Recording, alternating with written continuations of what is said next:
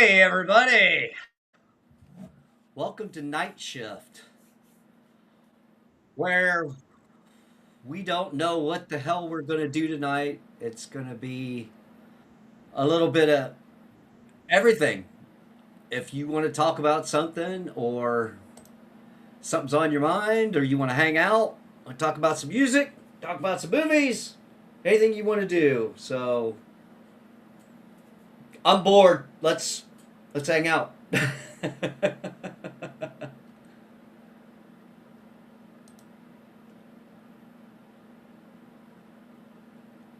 checking some stuff here real quick.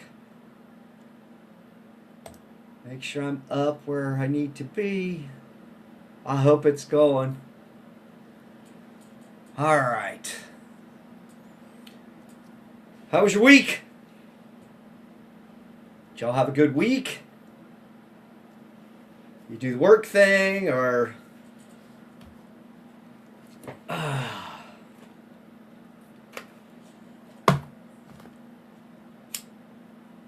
All I know is I'm ready for the weekend.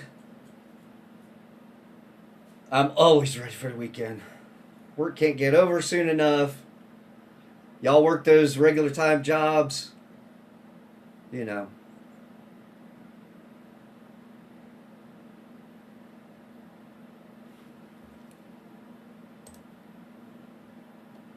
I think the hardest thing is trying to maintain your work and life balance. So you know you gotta go to work and you gotta pay your bills. But you wanna do the cool stuff. And there's just never enough time. And as soon as you get older, it just keeps getting worse.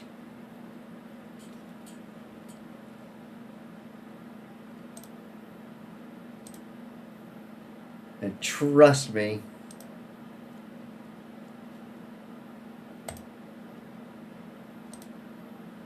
it doesn't get any better the older you get. So,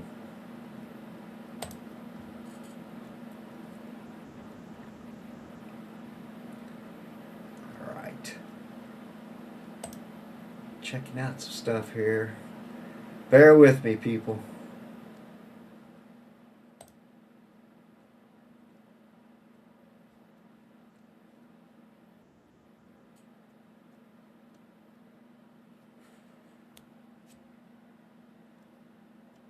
Okay. We're good on YouTube. We're good on Rumble, and I'm not sure if I'm showing up on X. So,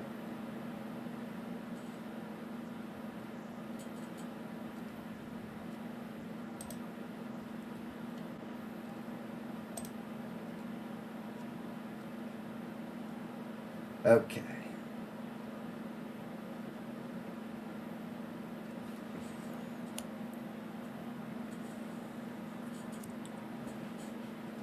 So, like I said, I work night shifts. Uh, I get bored during the weekend sometimes, and I want to kind of see what's going out there with everybody.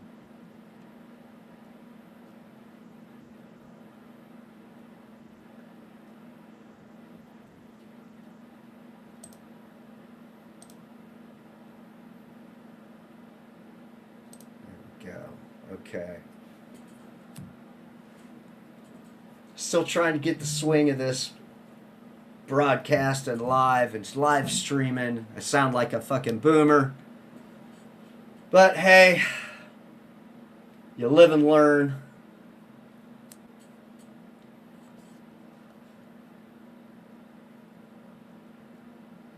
Especially when you got to run stuff yourself.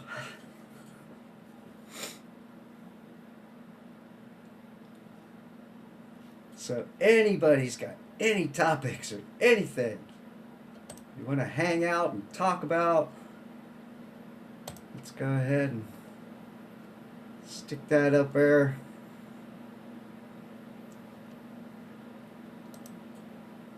Hey, Kyle! Nice.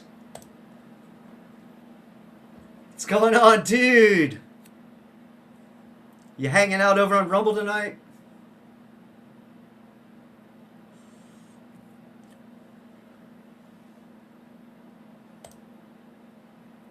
Thanks for coming in.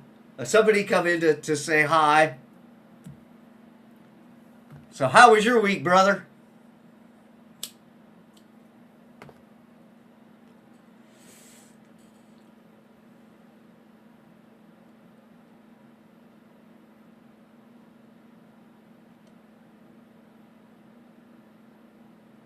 Okay. Nice, nice, nice. Hell yeah, I was in there for most of it and decided to pop over and start the stream up. Oh, okay. What's going on with that, man? New job?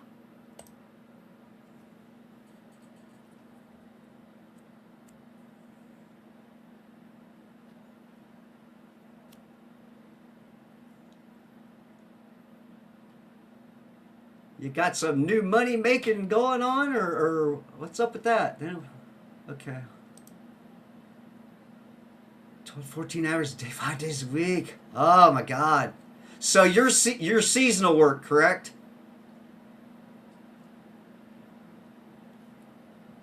I'm trying to keep everything straight.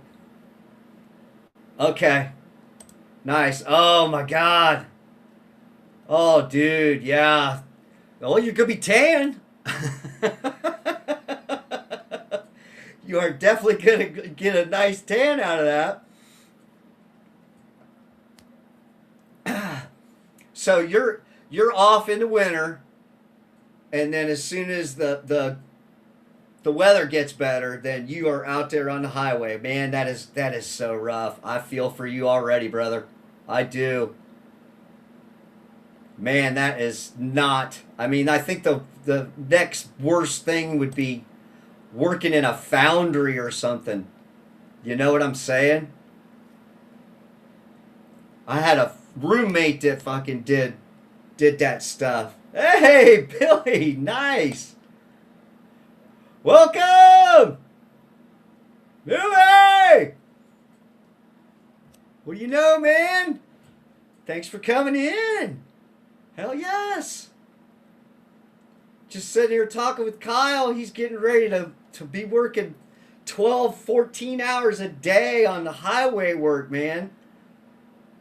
Seal coating and doing all that fun stuff. So I take it Zia finished up her stream, right?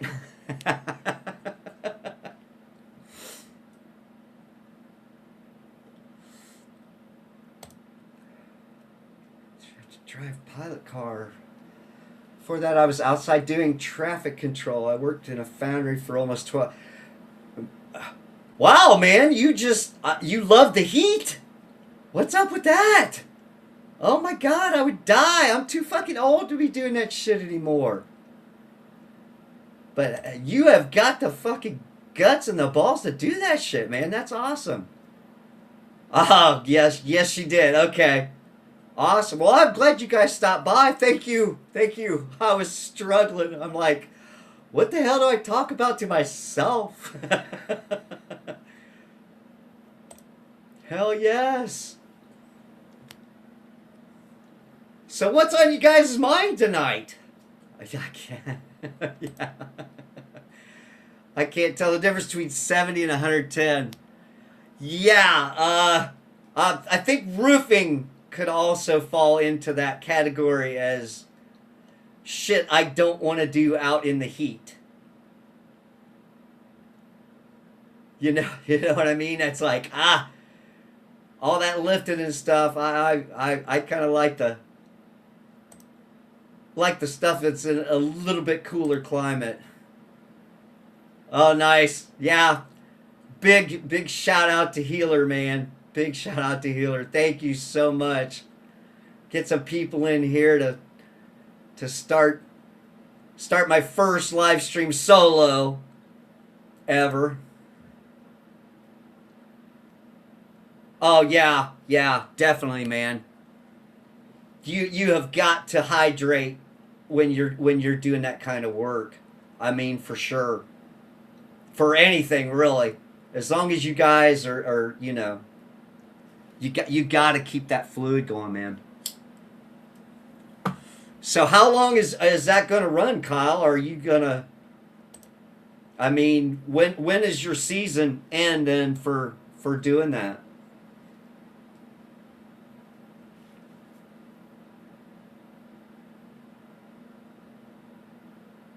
You start winding it down in like October, or do you go all the way to? Yeah.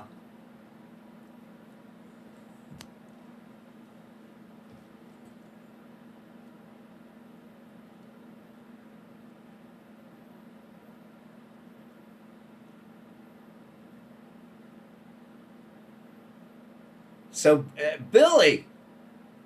Okay, there we go. There we go. When we start first week of September. Oh wow. Okay. So that's not too bad. I mean, you get to enjoy a little bit of the October, November cooling down weather. That's fucking excellent.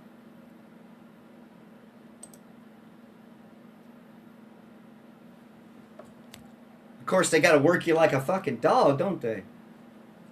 So as I was saying, Billy, how you been, man? You know, Z has been so spotty with her streams lately. I kind of miss seeing you guys. And been doing some other stuff on my own too. So, how you been?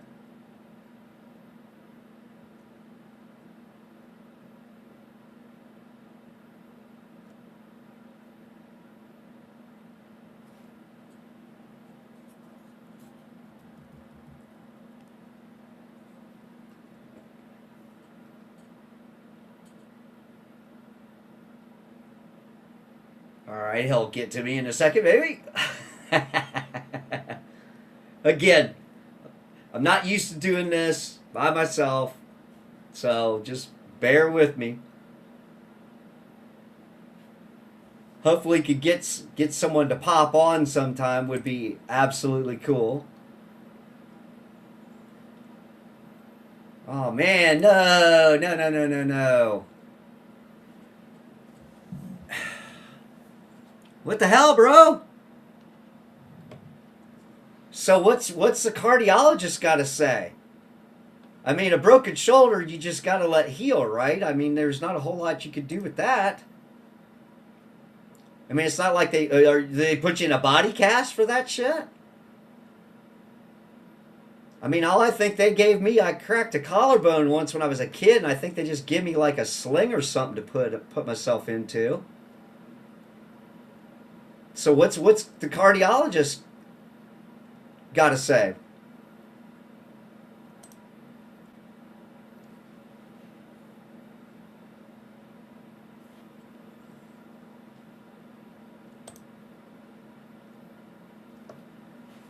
Turns out my blood pressure is 20 points lower in my right arm. She's like, that's not good. So have CTs and ultrasounds early next week.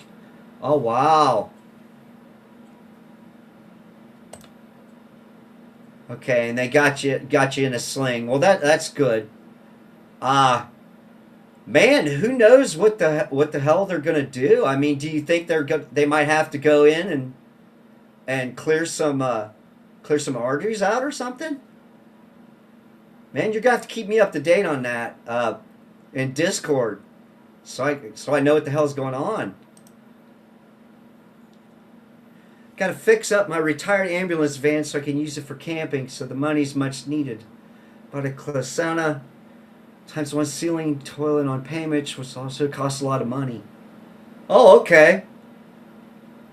So are you sneaking in camping on the weekends since you're putting in all them hours? I mean, you're gonna have to relax somehow, dude. That's a long fucking week, man. That's a long week. Find out if there's an occlusion from the heart surgeries in January or something. Gotta find out what's wrong first. Okay, so you haven't. This is a brand new cardiologist, and what, you just gone through like preliminary tests for everything, or Or what's going on?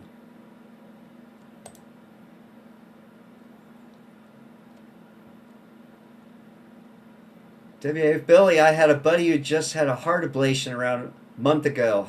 Heart stuff sucks. Yeah, no doubt. No doubt, man.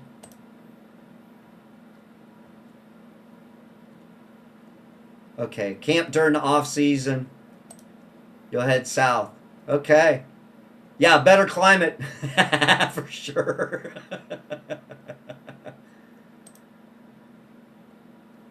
I was going to make the joke I'll miss Ashley in chat, but at least she'll be in a familiar setting after you kidnap her, Kyle.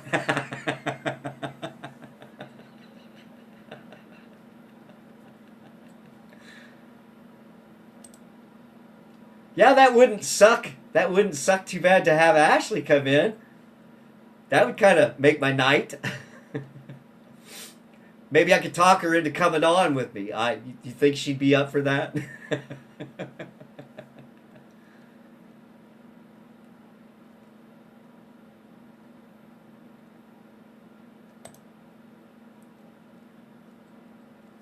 Got friends in Alabama and Florida. I also have an uncle in Tennessee. Oh, nice. Well, hell yeah, man. My one of my drummers is in Tennessee, so I still need to free up some time and maybe go down and visit and have him take me around Nashville some. He's down around that area. Kind of looking forward to something like that.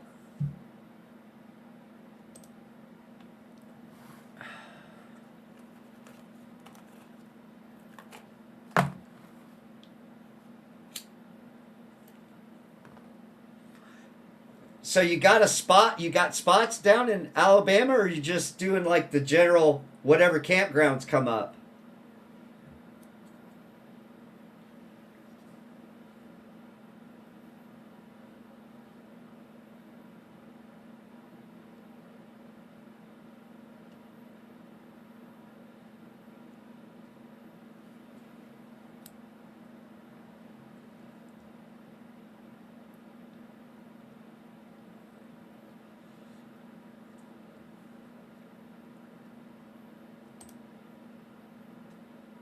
Okay, Cathedral Cavern. I have not heard of that. I'm sure it's fucking cool. Oh God, Billy. All my exes live in Texas. That's why my drummer's in Tennessee. Yeah, nice. Thank you.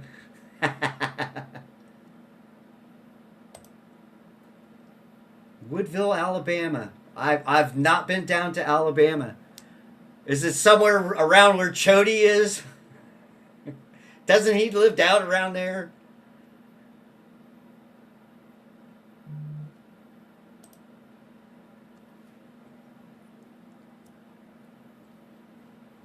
Yeah, I think the only thing we've got up in my general area is Ohio Caverns, and I think we went there as kids mainly.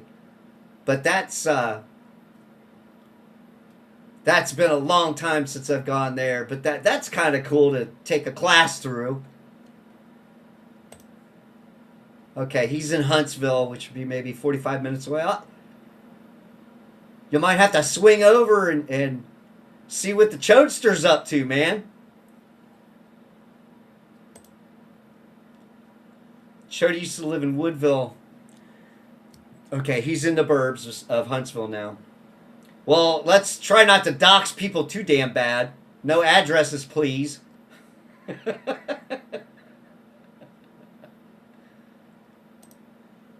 Oh. So,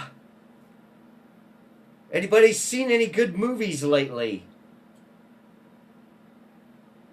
Kyle, anything that's in the comic realm that struck a nerve? Have you seen any the Street Fighter or the Mortal Kombat movie yet? They still make good movies? No, I do not think that they. I think occasionally you'll get some. It's a lot of it is what you're into. So if you surf a lot of Netflix or Hulu or some of that, you might catch a good movie every once in a while. I did check out Song Sung Blue, which is a movie about a couple that were a Neil Diamond tribute, and it sort of told their story, and it was more drama than anything else. Kyle, nope, I rarely watch movies. I'm waiting on a few comics yet. Got plenty to read in the meantime. Well, you'll have to let me know what's good coming up the pike. I haven't watched a movie in theater since Lord of the Rings: Return of the King. Yeah. I I think one of the last movies I saw was me and the boy went and saw Jurassic Park 3D. Oh no, I take that back. I take that back. We did go see that when it came out, and we did go catch Godzilla -1. So that was probably the last movie that I saw in a theater.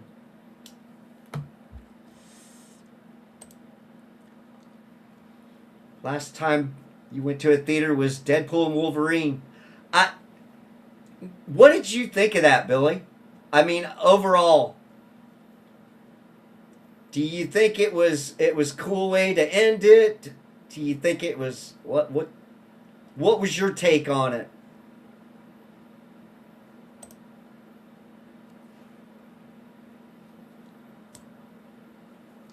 Because about the only thing that really stood out for me was the cameos. As far as story goes, it was like, okay, you got your big bad, you got this and that, but for me, it was the cameos. And it's like, well, you could have done that all in trailers, and I could have just watched the trailers instead of investing in that hour and a half, 2 hours of my life that I'll never get back. It wasn't god awful, but you know what I'm saying. I think they could have done a hell of a lot better.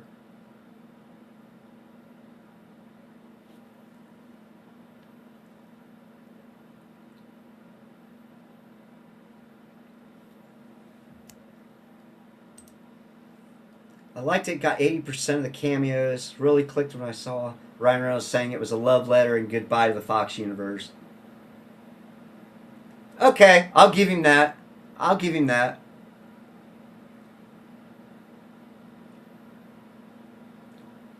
I mean, it wasn't like, the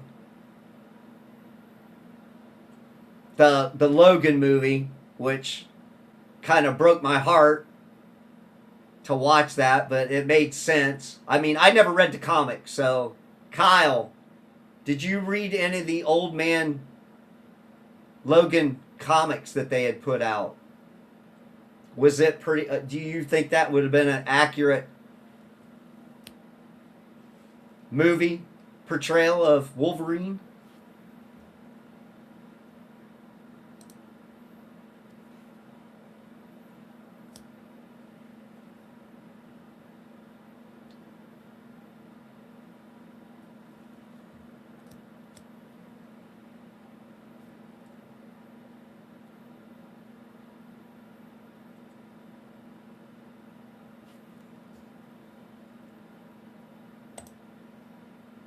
Thought it was fun. I thought it was funny. They did take shots of the logo. Yeah, that was cool. Saying you'll be playing the role till you're in your 90s. Well, that was funny because that song Sung Blue had Hugh Jackman in it. He played the singer in that movie. So that was kind of cool watching him do a different role. I mean, I've seen him in some of the other action movies and stuff. Kyle, I never read them, but from what I recall, they did a decent job. Okay, cool. Cool. You're going to be my comic guy. I'm going to start going to now. If anybody wants to talk comics.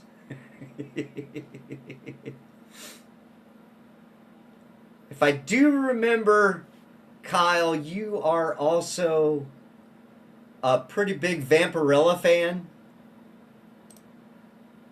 Correct me if I'm wrong.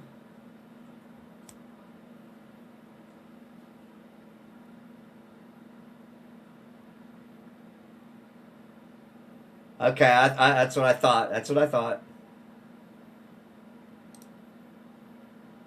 So, is it more the like the old Harris comics, or the magazines, or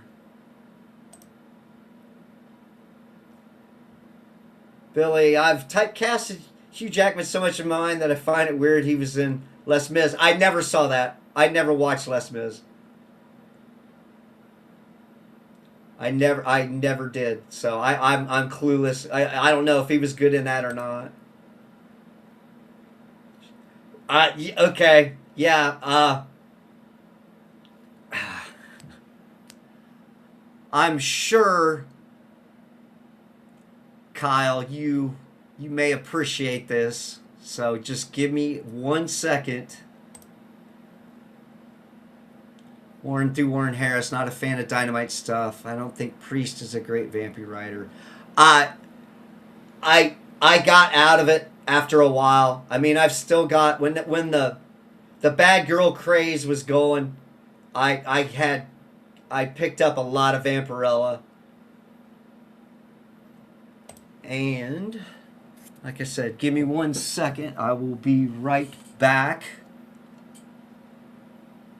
Just give me 1 second. But oh, well, there it is, right there on my screensaver thing. But I'll get it.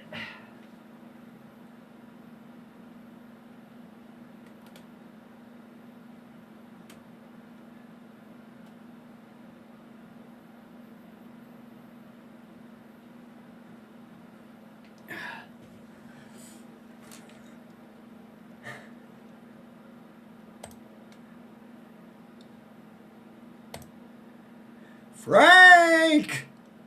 What's up, sir? Thank you very much for coming in and saying hi. You know where they're at. You just left their stream. Vampirella Bloodlust 1 and 2 what we got back to comics when I was in my teens.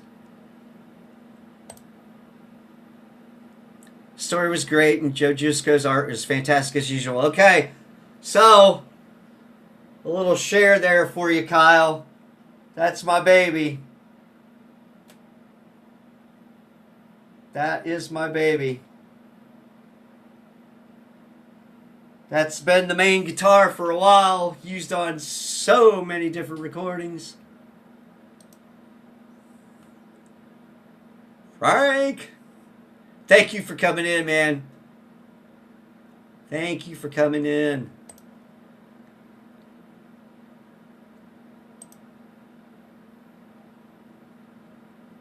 Okay, I did not know, Kyle. I did not know that's old Warren art because it's actually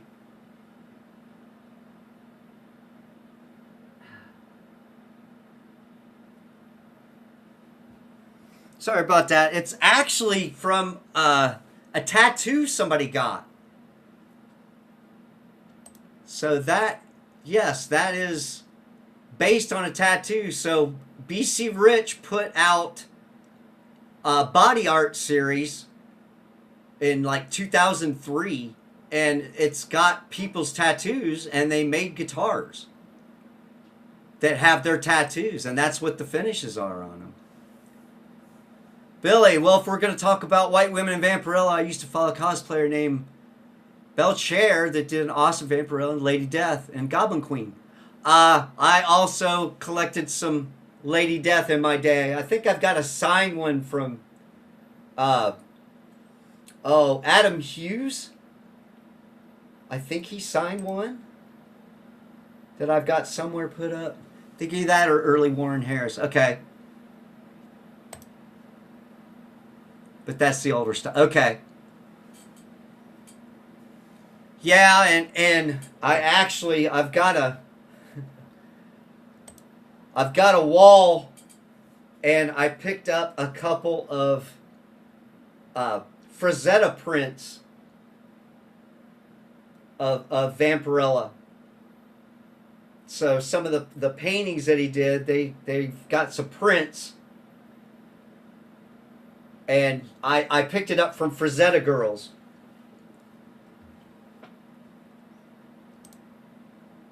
Catwoman and Vampirella did a crossover back in the day. It was written by Chuck Dixon. Decent story, but I don't like crossovers in general. It depends a lot on the story or the art for me. They did the oh hell, what was it? They did the DC and Marvel crossover. The Amalgam stuff was kind of cool, at least for the concepts for the heroes. I remember BC Riches. Are they still making guitars? Frank, yes, they are still making guitars, and they are making some very cool new styles. I mean, it's pretty much sticking with the Warlocks and the Mockingbirds and stuff like that. But they've got some great new paint jobs and some pretty cool stuff. I need to go. Have an early day tomorrow, but I wanted to pop in and say hi. Thank you, Billy, for coming in, man. I appreciate it. I'm looking to possibly do like later nights on Fridays. If I'm really bored as fuck, I might do a Saturday. But I'd like to do either one or the other day on the weekends to try to just hang out and give me something to do at nights. I mean, I'm used to being up till 6 in the morning at work, so that's kind of my schedule right now. But thanks for coming, man. I appreciate it. Have a good night.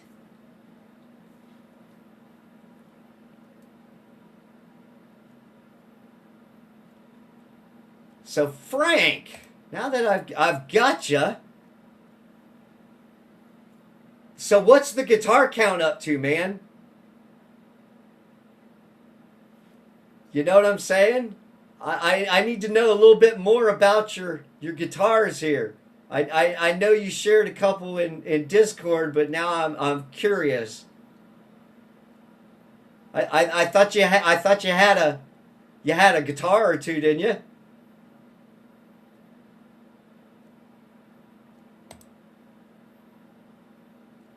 Kyle, my issues is always messes up canon. I prefer continuous story flow versus adding characters that aren't even part of the same world over time. Yeah, but it's kind of cool to see the one-offs. To see them. So yeah, I could see where you don't want to do the timeline. Where it messes with your timeline for your stories. That makes sense.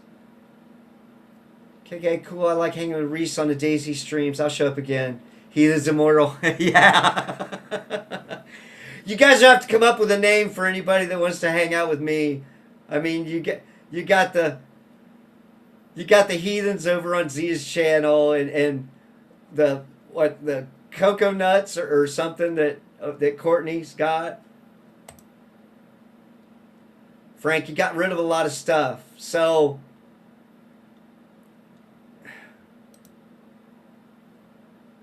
I have 2 acoustics, 1 electric, and only 1 bass right now, the old Ibanez. Okay. So, did you play? Did you actually play in bands and stuff? I mean, I need a little Frank history here, man. You're leaving me hanging in the wind. I need to know if the fellow band dudes are out there hanging.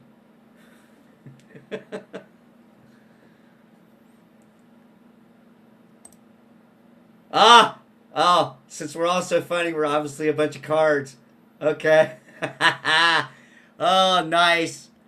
I got the little gambit in there. Awesome. I'll keep that in mind, Billy. I'll keep that in mind. Maybe we just should go by the triple Xers. I don't know. I like all those X's in my name.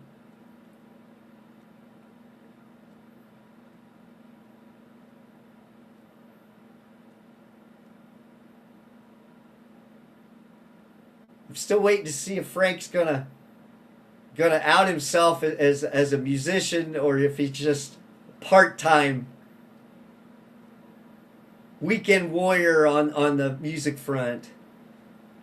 I'd like to get Vimpy issue 1 from February 1969, but to get a copy that is grade 9 plate, you're talking 10 grand. Wow. No doubt. No doubt. Yeah, that's a chunk of change, man. KK, good night all. All right, Billy. Thank you for dropping in, man. I appreciate it so much. I feel like I'm not so alone out here. Thank you for coming, man. Played bass in bands late teens, early 20s, and off and on with people for like one-time events over the years. Okay. It's been forever since I would say I was in a band. Okay. Do you still jam around the house? I mean, did you keep your amps? Are you playing, or just mainly doing the acoustic thing, or what's going on with that, man?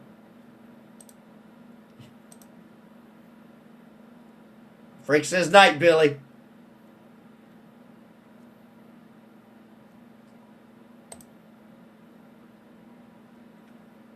So yeah, let's talk about that for a few minutes here.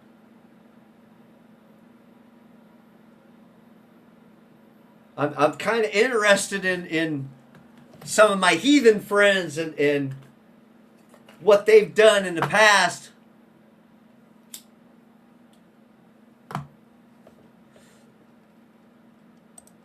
I mean, you never did like any big tours or anything. You're not like some incognito rock star on me that you like to come in and buy ladies snacks.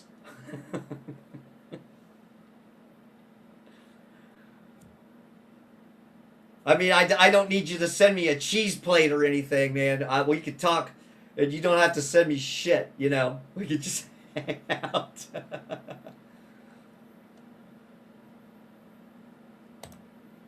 I noodled on the acoustics. I sold off the last bass amp, a Hartke stack. Oh, God, that had to sound nice.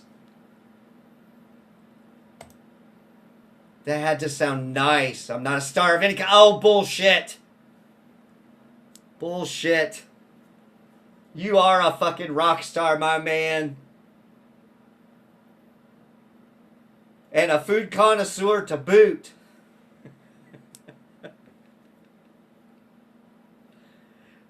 You're a snack king extraordinaire.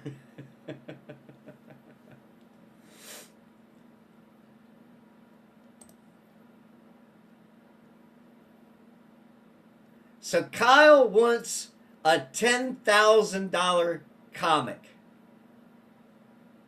I'm sure it would look so good in the collection.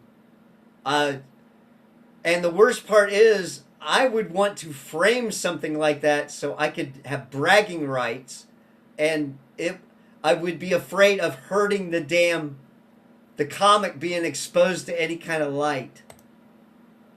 It was a 500 watt head on a 4x10 on top of a 2x50. Damn! You were pushing some fucking volume there, Frank. Wow! That's the shit that makes your arm hairs fucking move.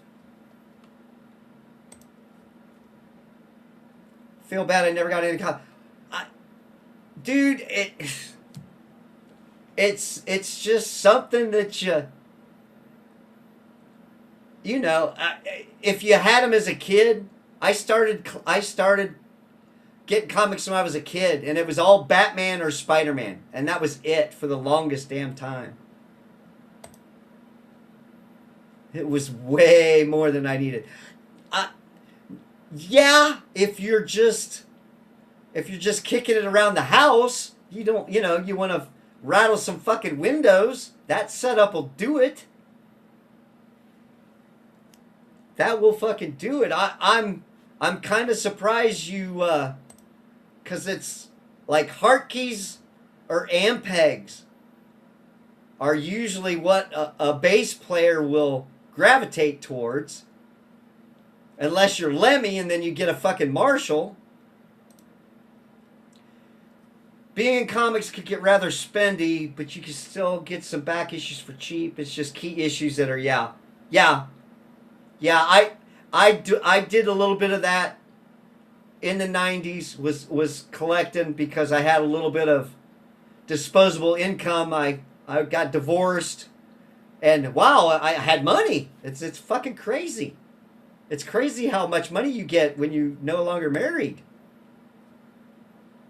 Had a PV 100 watt with 115. That was fine for the bars I was playing. Yeah. Well, and if they had a good PA, you know, you could just go through the board if you had a hot box or something. Kyle, that or indie comics, which are 25 plus for floppies, 15 or less for digital.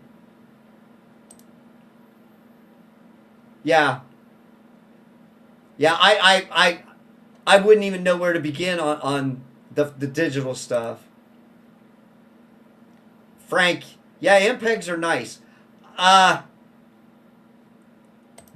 I had a guy that was in the band with us, and he was friends with the drummer. And this is back in 95, 96, somewhere around there. And my drummer had just graduated from high school, and the bass player was like 16 going on 17, and they were buddies. So we had them join the band, and here we were like just in our 30s, like early 30s, and he brings in this amp he gets, and it was one of those big coffin case Ampegs that had all the speakers. And for real, we were practicing in the living room of the house with the amps and the drum all set up in the living room, and we literally would rattle the fucking windows in my house.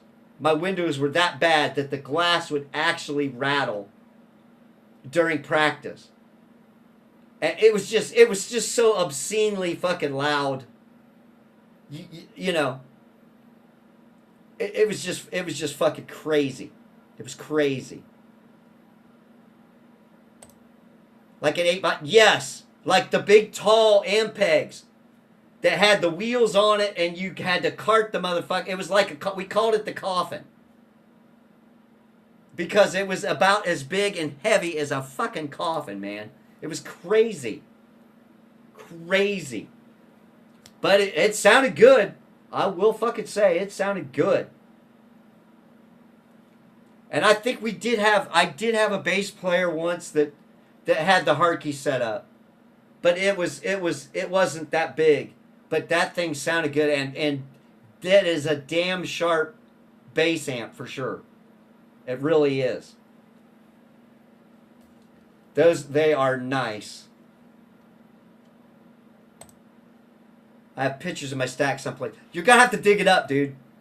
You're just gonna have to dig up that picture and share that in Discord so I could check that out. But I'm sure it was awesome.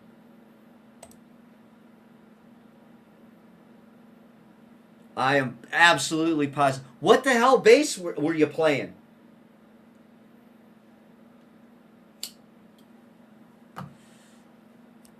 Do you have a Rickenbacker?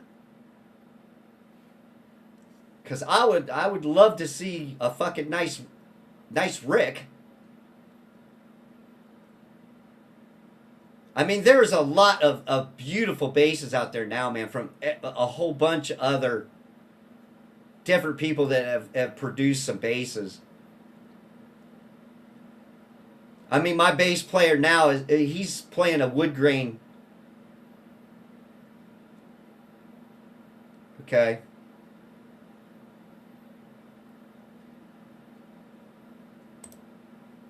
Warwick Thumb 5-string. Are you happy with it? I mean, do you have something you compare it to? Because I think I think the guy that had the coffin amp was playing a Warwick as well. So you're talking, like I said, around 95, 96 for Warwicks. And I think they were kind of cost effective, if I do remember correctly.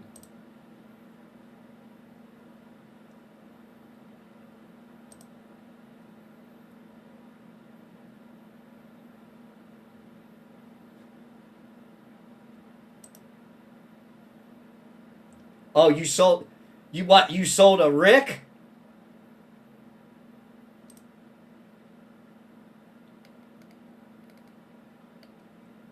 You had a Rick and sold it, or you sold the Warwick?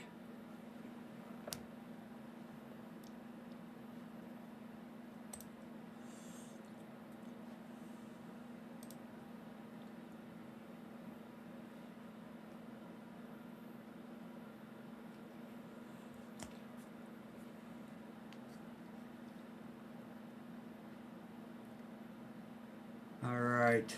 Hold on a second. Let me go back to that. You're gonna have to tell me what the floppies are. I'm assuming it's comics on disc, Kyle. Is that what that is? So like the digital copies are on floppies? Frank, I got that later than that, maybe early 2000s. Oh, okay, you sold the Warwick.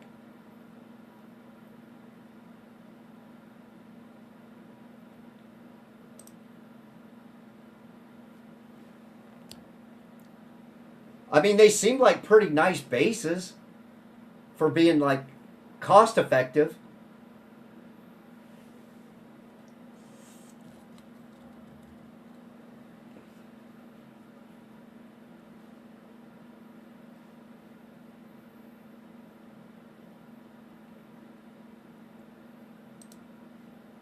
For that, I had a Yamaha 5 string. Before that, an Aria 4 string. Okay, nice. I think there's some demand for some of the collectors for the Arias, man. I mean, I know some guys are into the Aria guitars, and as far as the Yamahas go, uh, Billy Sheehan plays a Yamaha, and a damn nice one. I actually got to meet him. I'll tell you that here in a second. Got my Warwick used for like $1,700. No shit. Wow. Maybe I'm thinking something else. Oh, yeah, okay. So the Warwicks are the fucking higher priced ones, and the Samics are the cheaper bases. Anybody wants to call me on that? I was thinking Samick was the cheaper bases. My bad. I need to do a little research on the Warwick. So, no offense, brother. No offense. I was thinking Samick. God damn, it's hell getting old. Your memory goes, and you babble, and you run off screen to go grab guitars to show them off and stuff. That's what happens when you get old.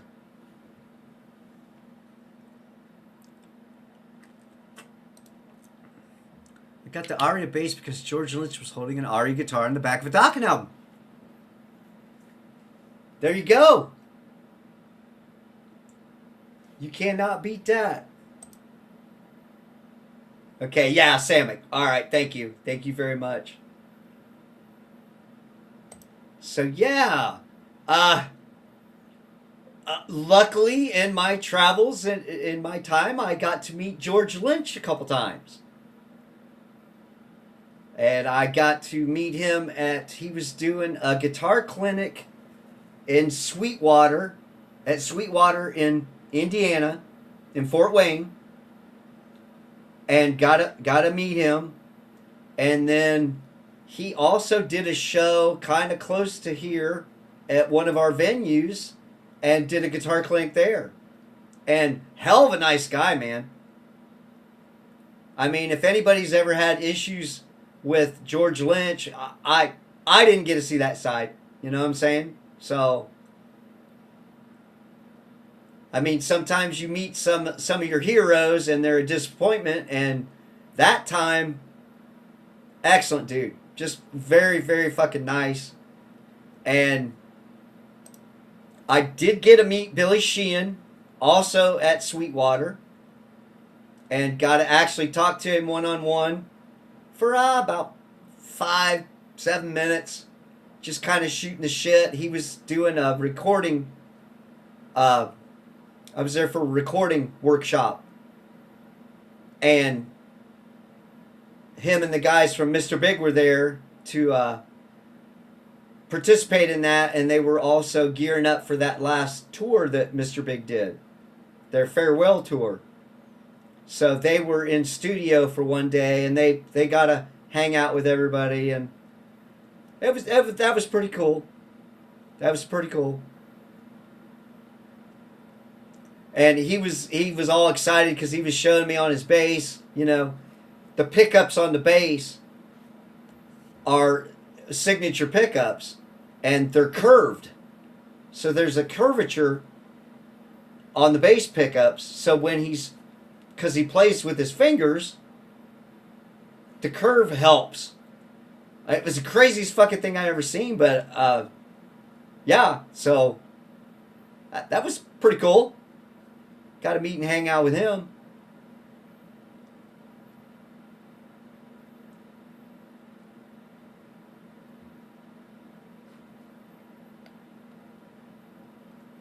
Let's see what's going on here. Make sure I didn't miss anything.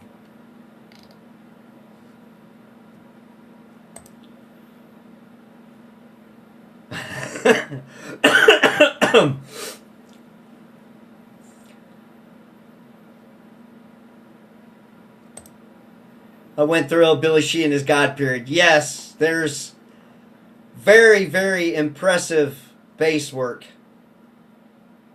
So, did you get into like the Talus, Billy Sheehan, or was your first exposure when he was playing with the David Lee Roth band? Frank? What would you say was probably his best work, or were you into the Mr. Big era?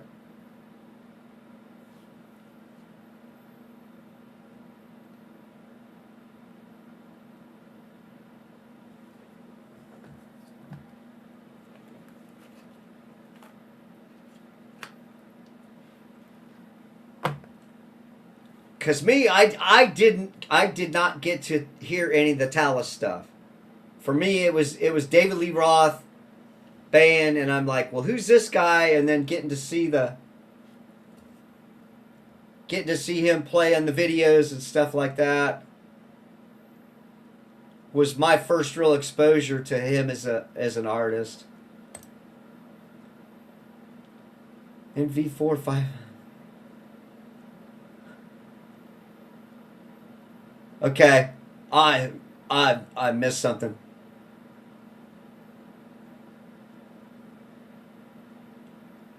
Okay, all right. Thank you. See, now you're showing that I didn't that I don't know any Talus. Thank you. Thank you.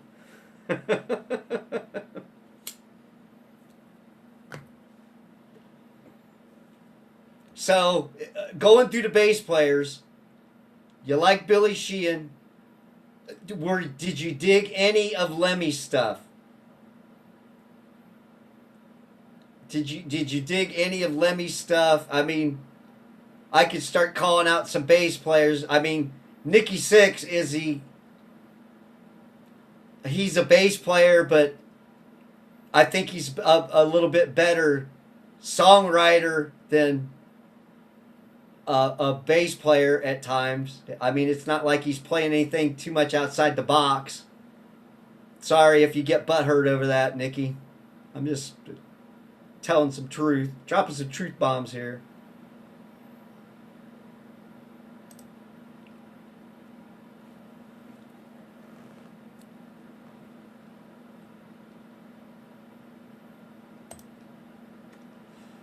found out about him from David Lee Roth, then went back and listened to Talus. I didn't really hear any Motorhead. Uh, yes. So it was a David Lee Roth era. And I mean, he only hung around for that one album, for the Eat 'Em and Smile album, and then basically went off to do Mr. Big. So, and I don't think there was any drama that I remember. I just think he wanted to do Mr. Big, and that's what he went off to do. So, and as far as Motorhead, I mean, I've listened to some. I wasn't a big, huge Motorhead fan growing up. I think it's later in life I started listening to some of the stuff and going, oh, you know, very punky, very punky. But I mean, he's a fucking legend alone in rock. I mean, if it weren't for Motorhead being in metal, you know what I'm saying? He earned every bit of the icon that he became in rock. So,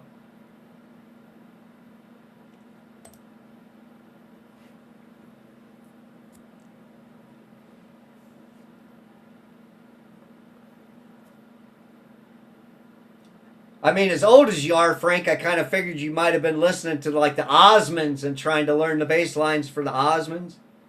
Is that about right?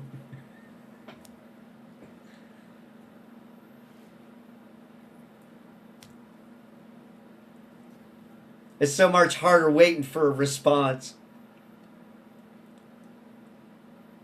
I'm kind of used to being able to troll people in chat and not wait for it to pop up so I could respond to the comments. So forgive me for that.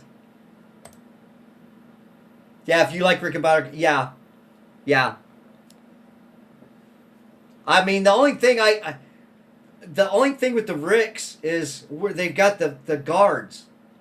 I'm like, how the hell do you play with this fucking guard? If you know what I'm talking about. I watched the Osmonds on TV. Yeah, we're dating ourselves a little bit there, Frank, buddy.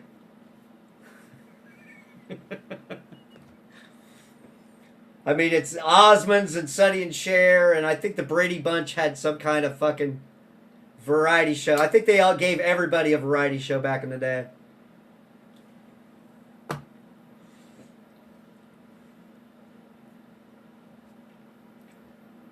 I mean, I could go way back and start talking about the kids shows that they used to throw on TV. If you want to really show your age.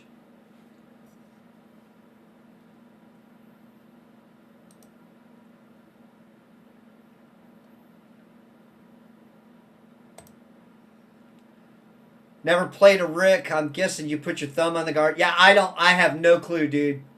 I have no clue. It's been 6 strings for me. So I can't even answer that myself. Kyle, I wasn't born until 1980, but I've seen okay. Okay. Yeah, I was where was I? Junior high around 1980 or so. Something like that. But Kyle, the shows, dude, the shows that they had back in the fucking 70s for when we were kids, it's like a fucking fever dream, man. It really was. Like HR Puffin stuff and shit like that. Frank was 14. I'm not doing the math. I'm not doing the math on that. Sorry, dude. But I know you're just a wee bit older than I am. I mean, and they had a lot of live action stuff in the 70s. I mean, Kyle, yep, the old Hanna-Barbera. Yeah, the stuff that they first started showing on Cartoon Network, some of them shows. Yes, Puffin stuff, yeah. But you know what I'm saying. You're like, you're looking back on that and going, were they had the best fucking drugs in the 70s? Because who would have thought of coming up this stuff? You know what I'm saying? Okay, Frank will be 60 next month. Yeah, I'm not too far behind you there, buddy. Kyle and Looney Tunes had like old war cartoons and stuff. No, not at all. You're absolutely right. You are absolutely right. The 30s and 40s cartoons from the Looney Tunes, it was, well, and they showed them in theaters as well. So, you know, that was the shorts they would show before, like, the feature movies back in the day. When nobody had TV and you had to go to the cinemas and stuff. Yeah, Scooby-Doo was a product of the 70s. Absolutely right. It came out in 69. Was Scooby-Doo Where Are You? Was the very first Scooby-Doo. And I remember watching them as a kid because they still showed the reruns for like forever. And then, you know, you get into the 90s and 2000s, they started showing, they started coming up with all the new Scooby-Doo stuff in the movies and shit. Yep, exactly. Exactly. I mean, the 70s, still watch them. I own all the old ones. Yes. And actually, they had mid 70s. They had the Scooby-Doos where they had like the guest stars come on, like Don Knotts and Phyllis Diller and the Harlem Globetrotters and Batman and Robin. So they really, you know, they showed a lot of that in the 70s too. So, yeah. We're in the Wayback Machine. Oh my God, yeah. Frank. I used to love Underdog. They went back and deleted every scene where he took a super energy pill because it promoted drug use. I didn't know that. I did not know that. That's fucked up. That's why you keep your fucking media. The new movies. Yes, the new movies. Exactly, Kyle. And they were excellent, man. And it was the old Hanna-Barbera style animation. So I completely fucking still love that shit. But yeah, no, I didn't know that, Frank. That's fucking crazy, man. Yeah, hold on to all your fucking media, man. Because they will fuck with it on all this streaming services. And it's wrong. I mean, it's kind of bullshit. It's kind of bullshit that they did the warnings on the Disney stuff on Disney Channel. It really was. It's like you fucking need a warning on it. I mean, I come from the time where they put the warnings on the labels of the fucking records and just started doing that shit with the PMRC. It's like that was a fucking joke. All it did was make you want the album more. All right, hold on. Frank, I had the complete Underdog DVDs, but I think my friend's son has them all now. Well, it was cool back in the day, you know, in the 2000s when they started releasing all the physical media stuff. I mean, I think I picked up the Popeye DVDs, and it had like all the early stuff. And it's like now I wouldn't trade that for the world. It's like, you know, because everybody's gets butthurt about everything so fucking bad. You'll miss out on this classic animation. I mean, it's fucking ridiculous. So, yeah, hold on to that stuff. I mean, I would love to see them bring back VCRs where you could, if you kept all your VCRs tapes, and you could dig those things out. You know what I'm saying?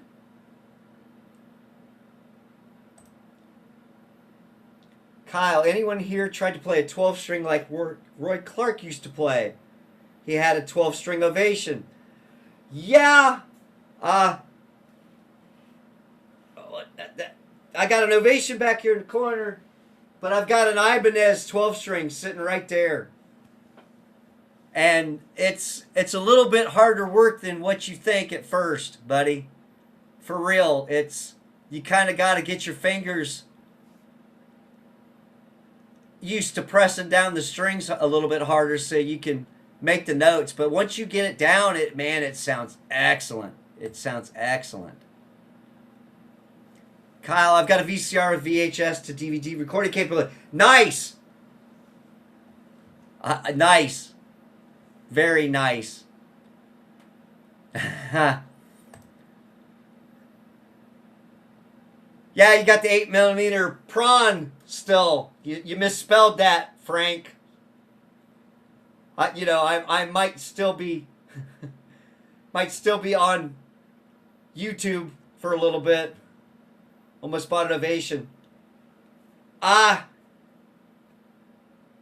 don't like the big backed ovations. Like the dreadnought type. Oops.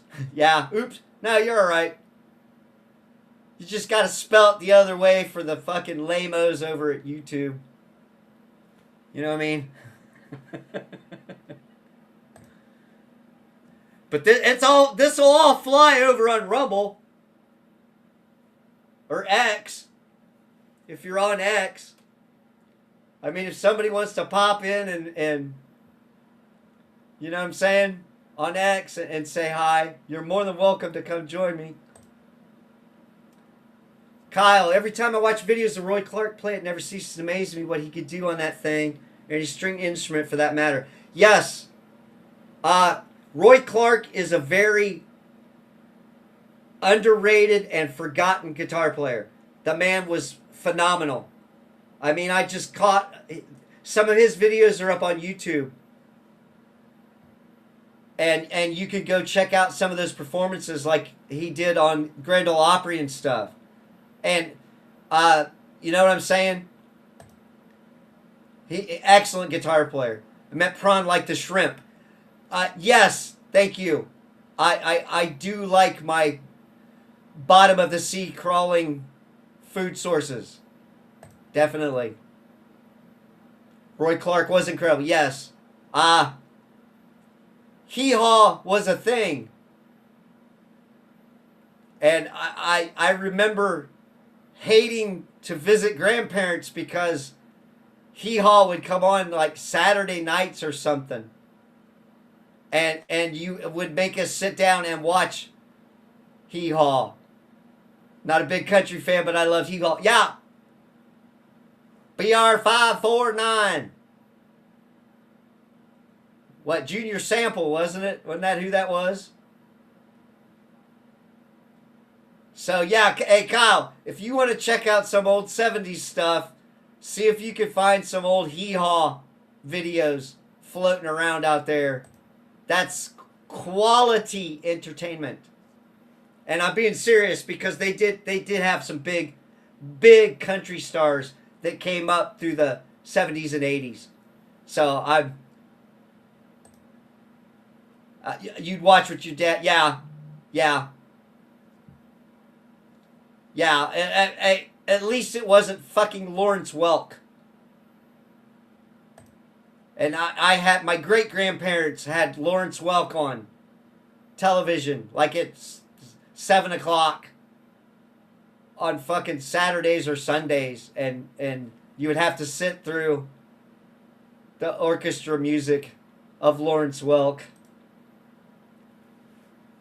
Pretty Women Fun? Yes. Oh, yeah. The, what, Hee-Haw Honeys? Or I don't know. That might just be, I might be forgetting that. But, yeah, Roy Clark was excellent, dude. Kyle, I think Roy's probably one of the top 5 guitar players ever. level of skill in his ability to grab anything with strings on it and play it with something to behold. Yes. Yes. Again, I cannot stress enough the what a great guitar player he was. And it's a shame that his legacy isn't wider known through the younger generation now. But at least, you know, there's a way where you could still catch that stuff on certain channels. I mean, if there's a streaming channel that has old Hee Haw or Grand Ole Opry, some of the shows that they used to do, that's a lot of talent. I mean, Nashville, there's still country music capital of the world. You know what I'm saying? Frank, yeah, poor Frank. He made me watch Lawrence Welk too. That was the curse, man. That was the curse. We had to sit through some stuff that you just was like, can you put on Wonderful World of Disney now, please? Give us something. Because believe it or not, that was actually a good show. Kyle, too many younger gens focus solely on electric. He played some electric, but he knows for his acoustic. Exactly. Some of the video from when he was on The Odd Couple, Kyle, has been floating around the last few years, where he was on there and just how he was strumming and playing classical stuff on his acoustic guitar it blows your fucking mind. It blows your mind. And I appreciate that as much as some of the newer shorts that some people release with them playing guitar. You know what I'm saying? I like to watch it, but it seems like it's clipped down so short for like TikTok and stuff, for that dopamine hit of that instant gratification, that you don't actually, you miss out some of the performances that people did back in the day. I mean, yeah, I sound like a fucking boomer, but I'm Gen X all the way. As Frank can attest, you know, we had to sit through Lawrence Welk and Hee Haw. So, but that is a great fucking point, dude. It is. I mean, basically, we're just sitting here thinking back on some of the old shit that we used to have to watch on TV, or that all we had to watch on TV. I mean, being a 4, 5, or 6-year-old, I mean, I loved the fucking $6 Million Man. So that was looking back on some of them episodes now is a little bit harder, because it's like, wow, I really had low standards as a kid. My top 3 would be Clark, Hendrix, and Van Halen. Stevie Ray Vaughan was great, but I think Hendrix and Van Halen had a bigger impact. I stand behind that statement 100%, Kyle. I'm a little bit of an Eddie Van Halen fan, just a little bit. Frank, and the 1, and the 2, and the Bubble Machine. That I think that the modern band should bring back the Bubble Machine. I think it would be a big hit. It might be a liability, because the floors would get soapy and all that stuff. But I'm telling you, Bubble Machines in the background would be cool. Frank, there was only one TV in the house, so you watched what your parents watched. I came home from school to General Hospital for years. You poor man. You are scarred for life. You are scarred for life.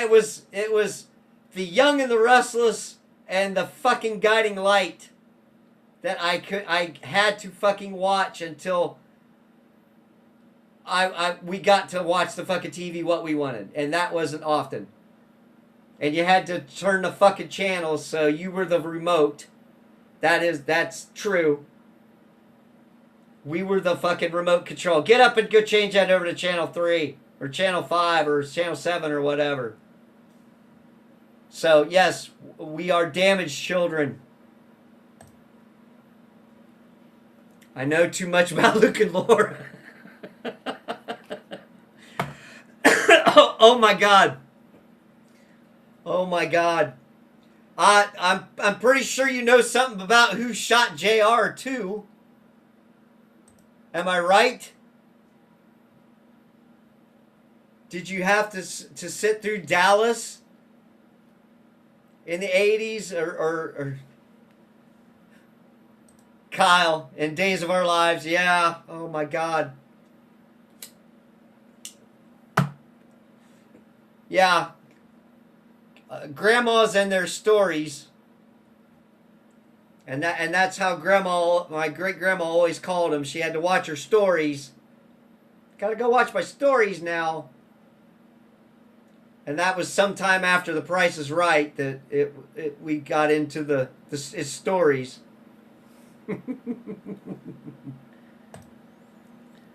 Frank, they didn't watch Dallas Dynasty though. Okay. I guess we were the more of the Dallas team and did not watch. I think Dynasty was a little too spicy at times for us to actually watch.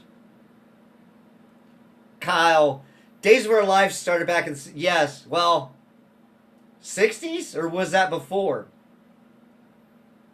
Because I think As the World Turns might have been 50s? Frank, if you want to back me up on that. Okay, Kyle, okay, definitely in the 60s. All right, Kyle. Days of Our Lives was in the 60s. All right, I did not know that. I really didn't fucking dig on the soap operas that much. But I know they were called soap operas because they sold laundry detergent back in the early fucking days. Like the early fucking days, the black and white days of television.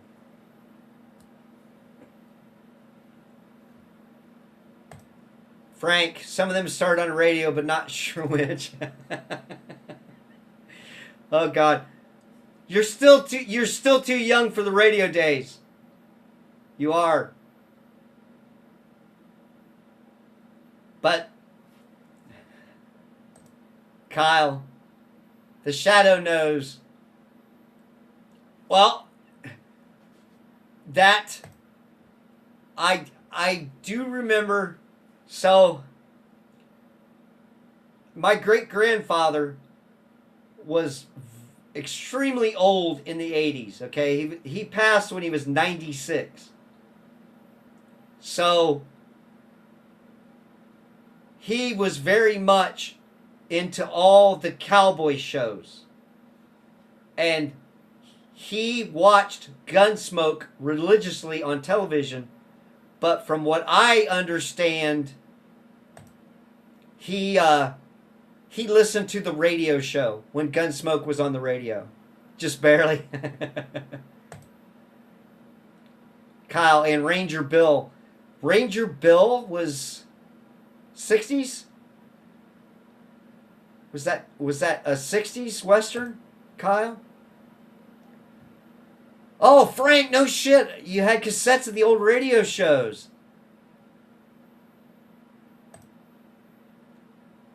Gunsmoke and Bonanza. Yes. Bonanza was also pretty big. I think Big Valley was a Western, and I think that's where Lee Majors actually started before he went on to do like $6 Million Man.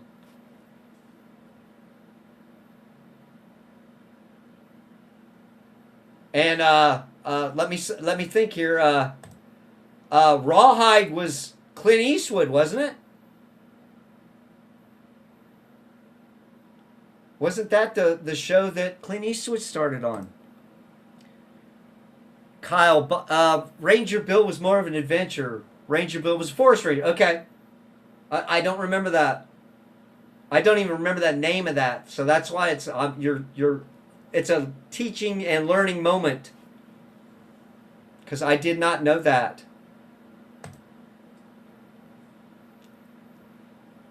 Yeah, and separate tapes of just ads, if I remember. I have no idea where they ended up. Such a treasure trove. Man, that kills me that you don't have that still. That would be so fucking cool. I mean, I think cassettes are coming back. I know LPs came back.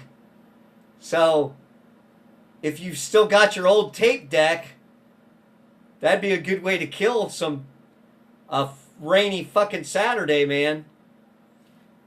Just sitting down and listening.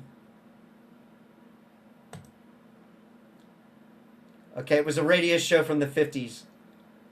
Nice. Be right back. Gotta do boat stuff. Fix that leak, man. Fix that leak. Hurry back, Frank. Hurry back. So yeah, man, it's just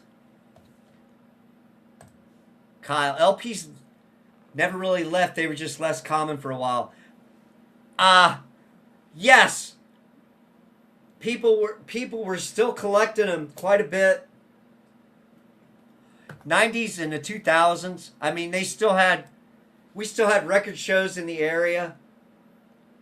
But you saw more DVDs and CDs and stuff at the record shows.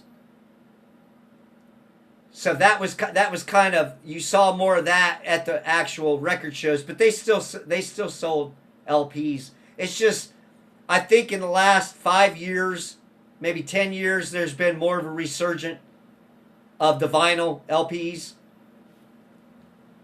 So, Kyle, cassettes, however, are actually coming back thanks to metal tapes and people wanting physical media. Yes, exactly. Exactly. And I still have a lot of my old cassette tapes. Several albums released on LP. You just had to go to the band's website. Usually, yes. Especially like the LPs that's got like the liquid and stuff in them. Like that, a lot of that is the collector's edition stuff. And I mean, if I don't have a good turntable anymore, I don't think I ever had a real good turntable ever. And I know there's a lot of higher quality turntables out there now, but it's like, it's still going to sound like an LP. And it's a little bit warmer, just like the tapes had a very warm analog sound to them. So when we first started as a band, that was the first thing that we released, was cassette tapes. And we did our very first album ever was on a 4-track. So that was what we had at the time. And then actually around 96, 97, we were able to go into the studio and actually do digital tracks on DAT, on ADAT. Yeah, high-end turntables can be crazy. Very expensive. Very expensive, but for me, it'd be cool if they don't pop and skip. I mean, back in the day, that's what our turntables. You know, you had the big entertainment center that had maybe an 8-track player and a fucking turntable in it. And so, you know, you might have had to put a quarter on the fucking end of the, where above the needle, so it would stay in the tracks. And weight it down so it didn't skip and pop on, and bump on you, you know what I mean? So the good old days weren't always what they were cracked up to be. But there's a distinct difference between a vinyl album and a CD, a distinct, and even from LP to cassette tapes. Crackle, snap, pop, and jump. It was like dance moves at a hip hop club. Snap, pop.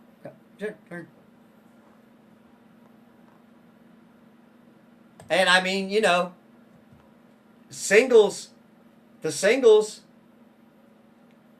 you had that little plastic thing you had to pop in if you were going to play it on your turntable,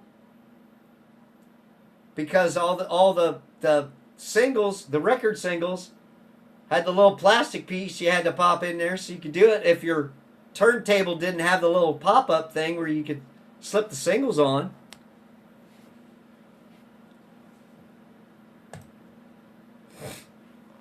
My oldest sister had the 8-track turntable combo, then I went up to her with an 8-track cassette turntable one. Yeah. Oh, nice. I bet you still wish you had that, huh?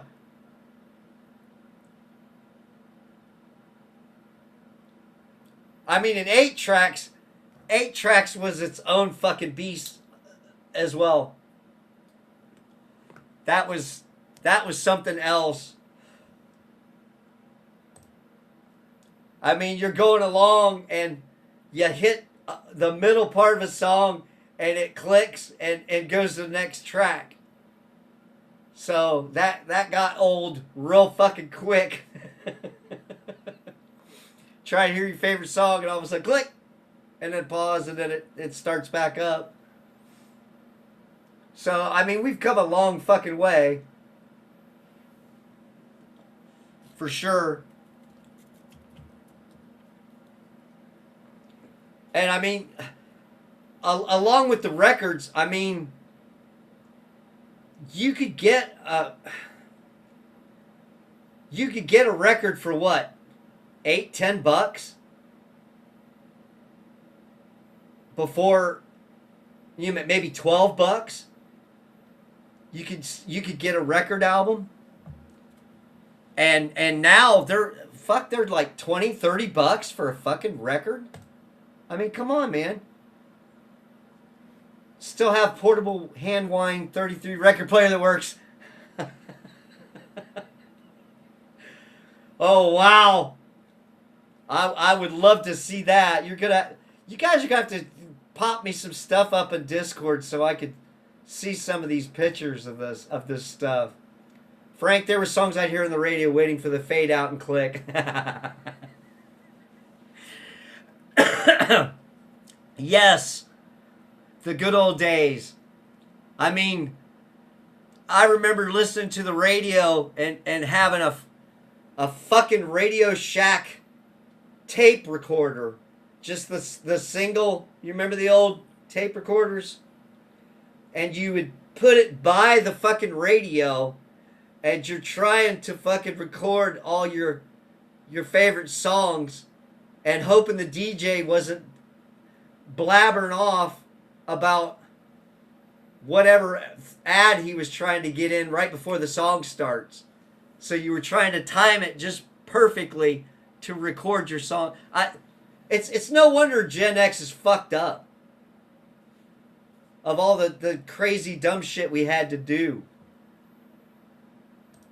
just so we could enjoy our music uninterrupted by ads and broadcast radio.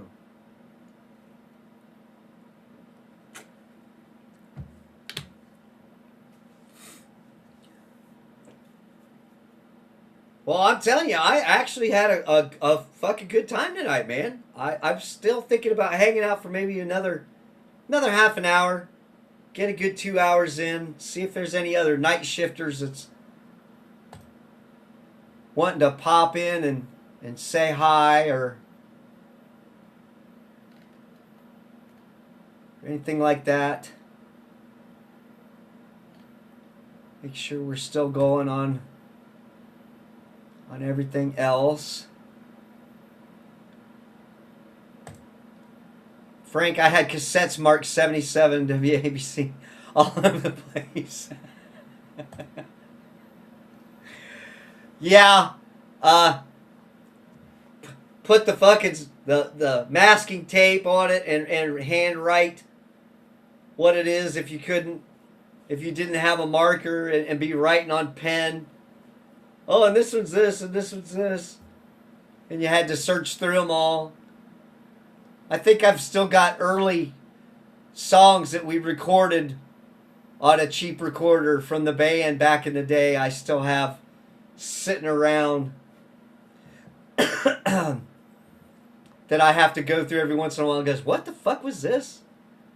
Why is it labeled sounds like this? Remember how terrible first portable CD players and car CD players were? If you looked at, yes. Well, and so we had the Walkmans, which was the little cassette players that you pop the tape into, and the fucking battery would start dying, so the fucking tape would start slowing down. So you had to stop the tape so it didn't eat up your fucking cassette tape. And then they graduated up to the little Walkman CD players, and there was no anti-skip on them fuckers at all. So yes, if you breathed on it wrong, the fucking CD would skip. Yeah, had a Walkman back in the day. Those things were they ate batteries like no one's business. Exactly. You might get a good 2 hours out of batteries and then have to change them up again. And then who's got that kind of money? I don't even know if they had adapters that they sold with the fucking things, because they were in it with Big Battery. They were in cahoots with Big Battery, I'm telling you. That's where they made their deal. They knew you were going to buy fucking batteries for that thing.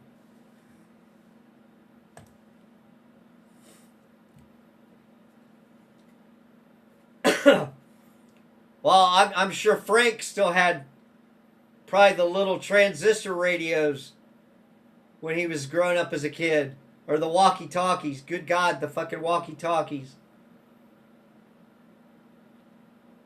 Those were actually cool, though. The little walkie-talkie radios and shit. Kyle, them boom boxes back then took 4 to 6 D-cell batteries. That's what I'm saying, man. It's a fucking scam. Fucking Big Battery was out to fucking get every bit of our fucking money. And then you had to buy the blank cassettes from Maxell, or what the cheap little rainbow looking motherfuckers that you made your mixtapes on, were for maybe 1.5 hours on battery. Yeah. Exactly. I mean, I think some of the early boom boxes did have the cords that you could plug in if you had it at home. So at least they had that. But if you were out going partying with your friends or hanging out, you had to buy all them batteries.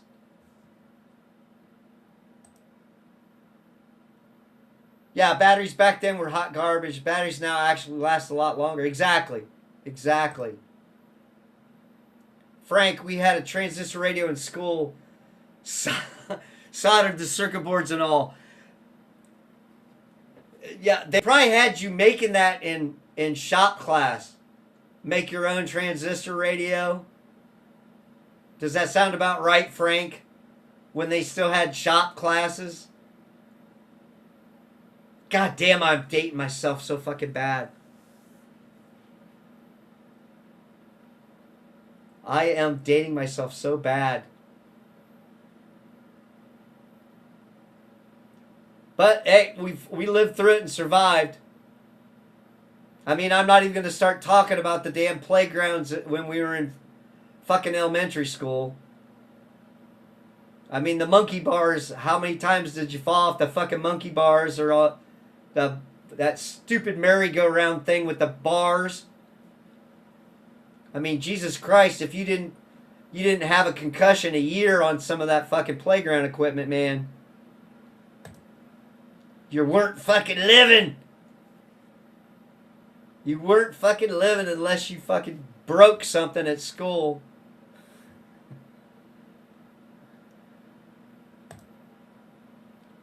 Frank, oh, I had shop class. They kept putting me in shop rather than driver's ed.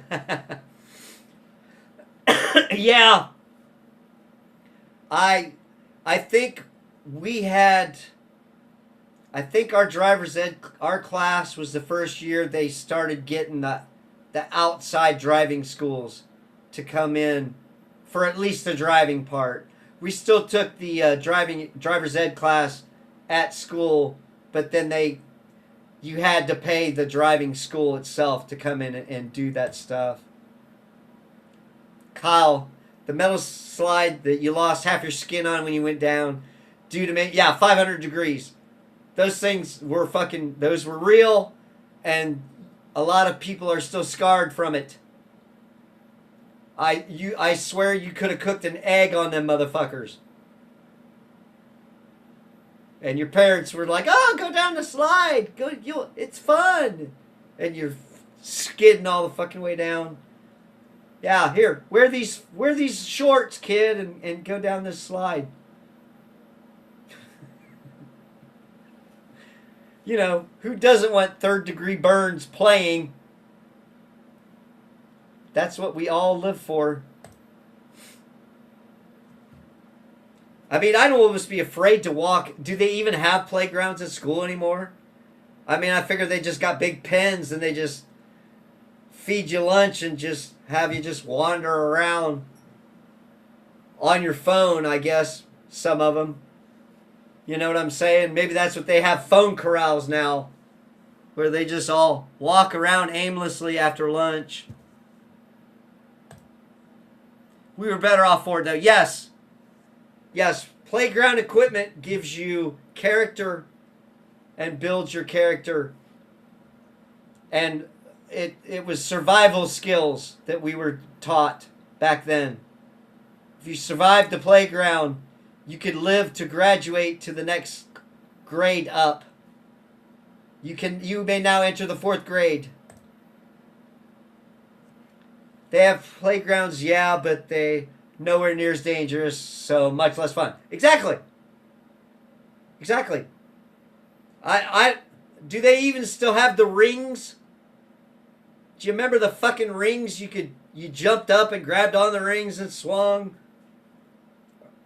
I mean, I know swing sets are still a thing, and they got the big plastic fucking seats, and your buddies would try to shove you as hard as they could to get you to go over the top of the bar, which you never got it.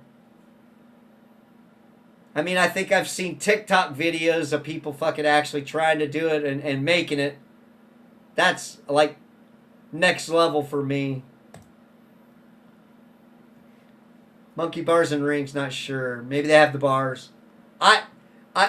They'd have to be low enough where you could maybe climb them, but if you fall, you know, you have to wear pads. Maybe they hand out the pads. Is that a thing? Do they make you wear the pads and a helmet? Do you got your helmet on to go play out on the monkey bars? Grab your helmets, kids.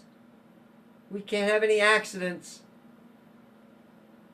You know, don't eat that dirty fucking Hostess Ho-Ho that fell on the floor. You might get germs. I'm an ass. I know. I know. Is Frank still boating? Is he still boating?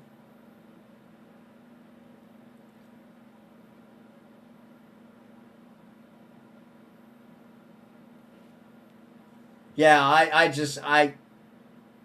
I think they still had playgrounds when my son was in school. I don't think they had banished all that stuff yet, so I think he got a little bit of experience of that. Just never tell him you used to play tag with. Yeah. Oh my god. Oh my god. No shit. Tag or fucking chicken, or you just actually played war. Frank, I found an old band pic. I put it in music. Oh, okay, cool. Okay.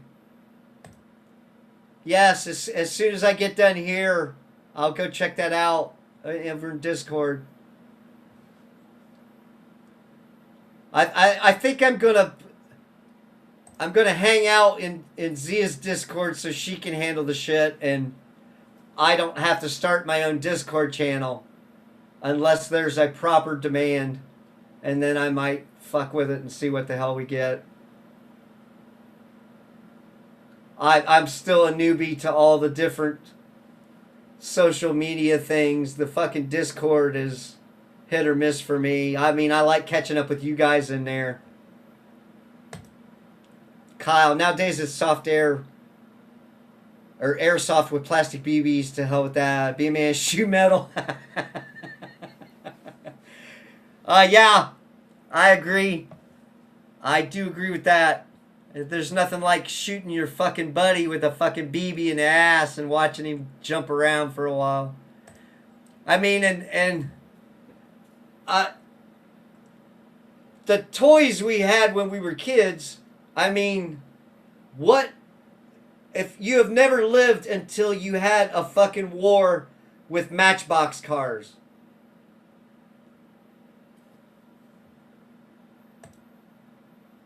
Yeah, Frank, I'm still in Zia's Discord. I'm still in Zia's Discord. I'm just talking, you know, how everybody's got to have their own Discord channel for all their hoo-ha stuff or whatever. They're, you know, where you've got all the different stuff. I don't know if I even want to fuck with that. I think I'll just come on here and mess with you guys and hang out with everybody on here.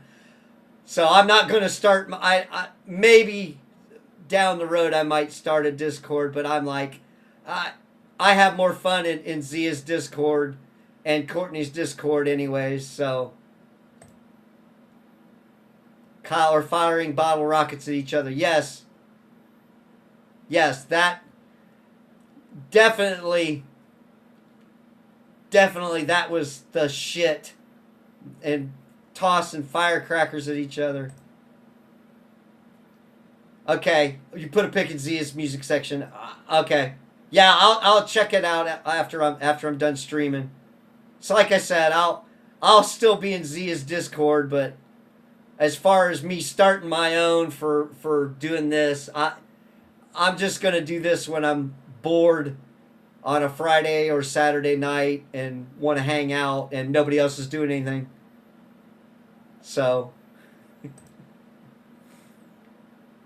I'm still hoping that, you know, maybe I could pick up some people on X that feel like coming in to hang out.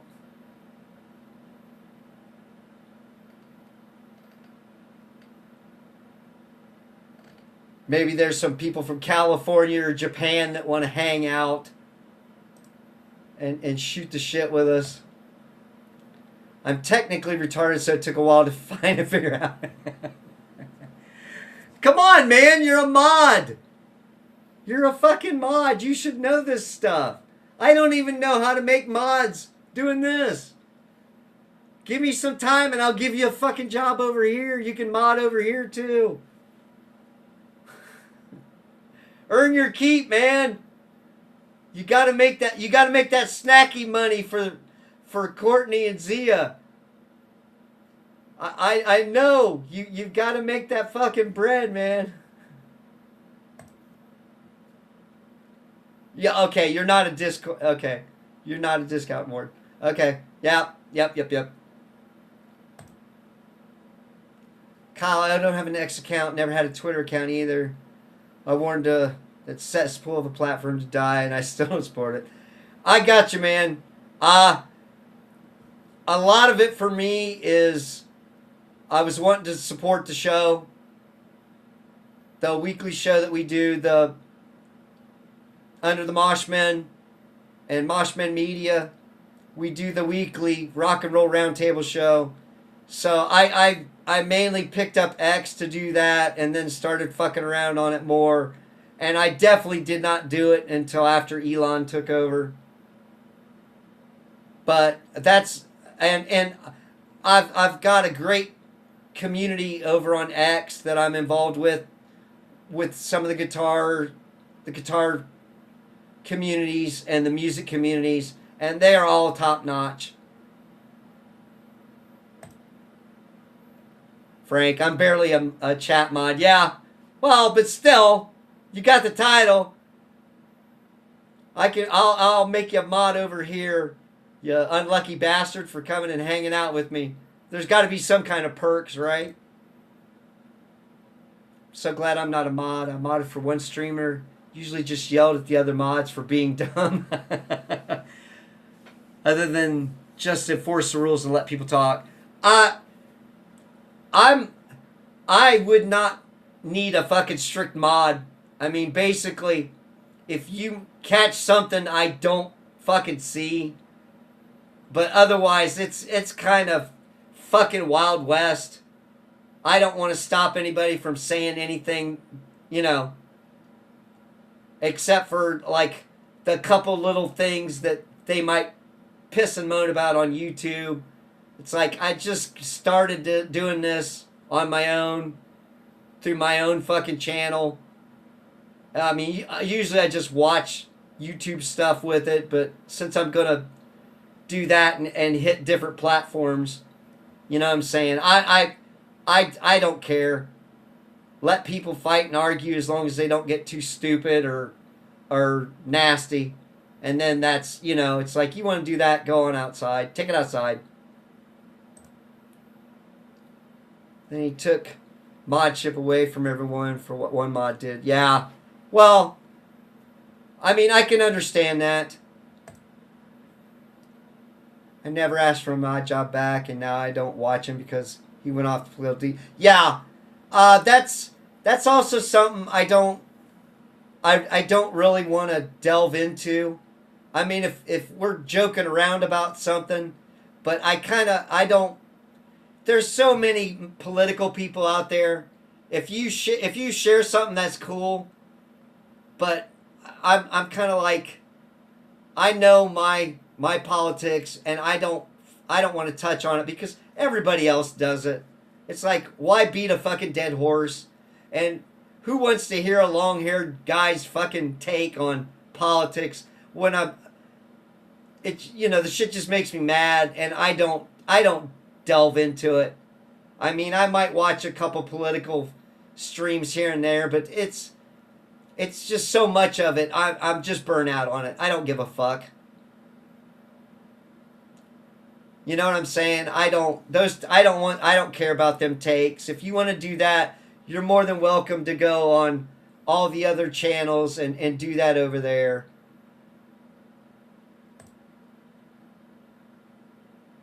For me personally, politics and drama annoys me. I have my own beliefs. Yeah, exactly, man. And, hanging out with some of the friends I've made through Courtney and Zia's channel. I've met some really cool guys. You guys are included. You know what I'm saying? And it's like, I'd rather talk about fun stuff or goofy shit or show how old me and Frank are. You know what I'm saying? That all the drama and the politics, I have no opinion on it. I'm not going to base it. I mean, catch me in a mood. If somebody pisses me off about taxes, I might go on a tirade, but I don't. That's somebody else's arena, and the drama stuff is just whatever. You know what I'm saying? All that shit's meant to divide people, and I don't make any money off of this. I mean, we don't even really make any money off of the weekly show that we do. I mean, I guess I should plug that a little bit. And it's, on Rumble and YouTube. And we just like talking about music and stuff like that.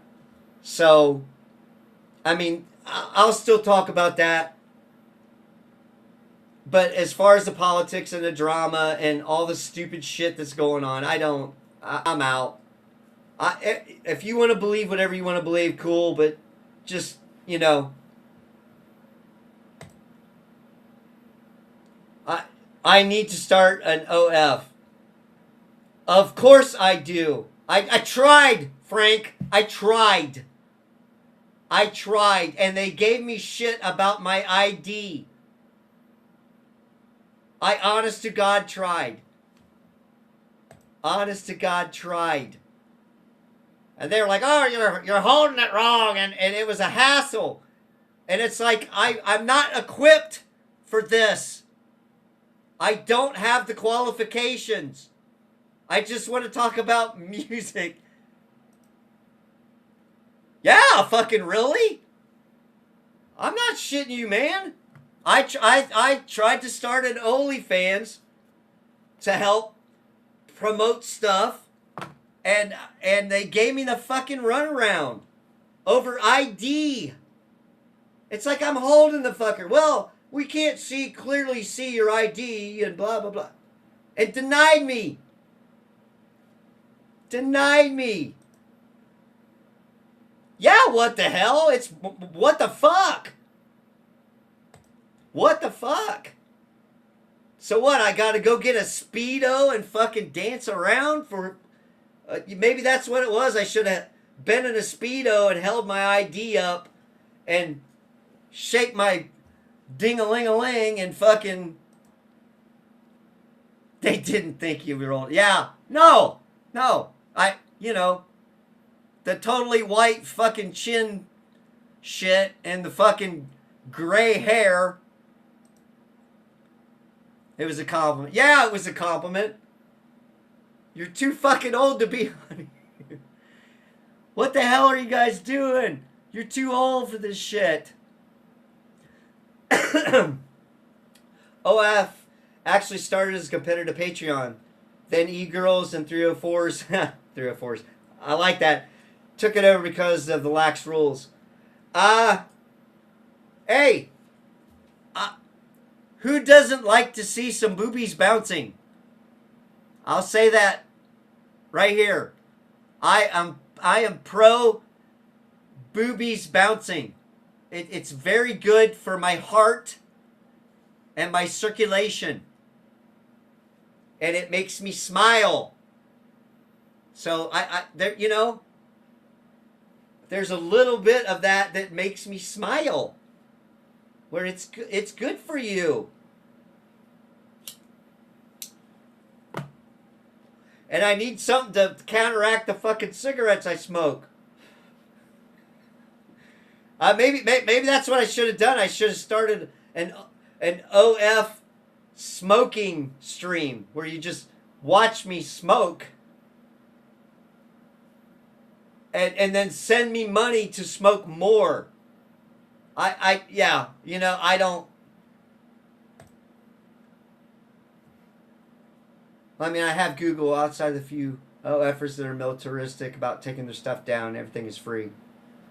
Yeah, I mean, that's a good point. That is a good point. Maybe be taking money from the 20-year-old with their legs behind their ears. Yeah, that's what I'm saying. Who you pay me to smoke, and I will put all those 20-year-olds out of fucking business, because that's what everybody wants to see is Remy's smoke stream. Quality entertainment. Quality. That's why it's this stream and most of our stuff is not safe for kids, because I like to say the F word. Like a sailor.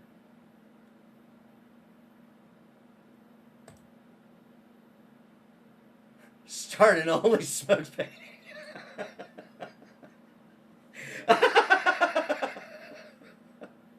Oh my god. Oh my god. Yes. Yeah. Yep.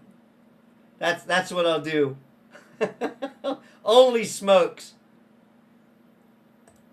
and they'll cut me off of fucking YouTube for promoting cigarette sales and smoking. Reese drinks and you smoke. Yes, we have our niche. Yes, it's a very niche community. And you know, smoking is bad. Okay, it's bad. Okay, so don't do what I do. But just watch how cool I look doing it. Isn't that what our parents basically told us? Do as I say and not as I do. Kyle, I drink some too. I'm slowly working on my bottle of 18-year Port Charlotte Scotch. How do you drink that Scotch, man? Honestly, I mean, we can start talking about alcohol if you want. I used to drink. I remember what it's like. I quit for a long time, and here recently, I've kind of decided, hey, I might want a cocktail every once in a while. I might want to have a little drink.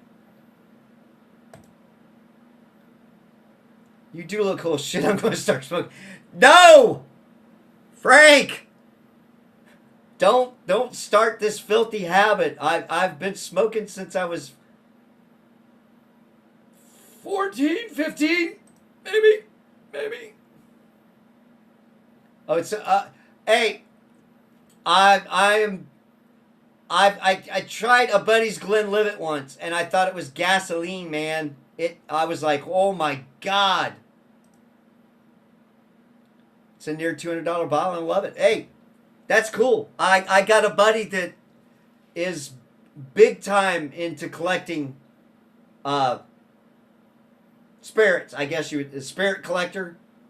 And he's got quite a collection, and he's got some nice booze. I mean, and it's not cheap. So I mean, and I appreciate the top shelf stuff. So if you want to educate me on some of the higher priced alcohols out there, I'm sure we could talk about that. Frank, I'm an antisocial drinker, so I don't drink much. Well, hey, sometimes you just kind of want to chill out a little bit, man. Have a smoke and a fucking drink. I mean, I don't think I'd ever want to do a live drunk stream. I mean, you might fucking laugh your ass off at me, but yeah, not this stuff. Laddie makes some good scotch. Port Charlotte 18 is neat and peaty. Like it super smooth. Kyle, 200 isn't high priced. It's not. I must be relatively cheap. If I had $5,000, I could have picked up a bottle of 30-year-old scotch today. Well, dude, there are a lot of really cool guitars and comic books I could spend $5,000 on. I'm just saying. I don't drink enough to start collecting the expensive booze, but you know what I'm saying? I get you. I get where you're going with that. I see you, man. I see you. I see you. And to appreciate that, that's fucking cool. But I cannot do scotch. I like my Crown and Coke. I like my Jaeger bombs. I really fucking do, and that's what I had to get away from doing a lot of. But occasionally, I might still dip into that a little bit here and there.